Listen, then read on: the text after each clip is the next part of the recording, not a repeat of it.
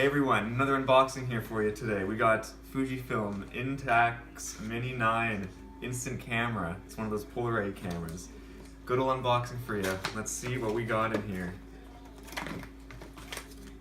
Instructions. Battery. It comes with batteries. It comes with the cable thing to keep a hold on it. Something here that I don't know what it is. Oh, it's a close-up lens attachment. More instructions, a sticker, and then in bubble wrap, you've got the camera, and that's pretty much it. That's all you need.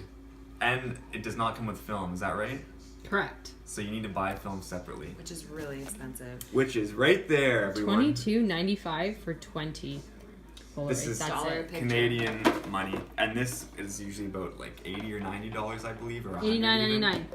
$89.99. So that's it, crew. Thanks for watching. See you next time.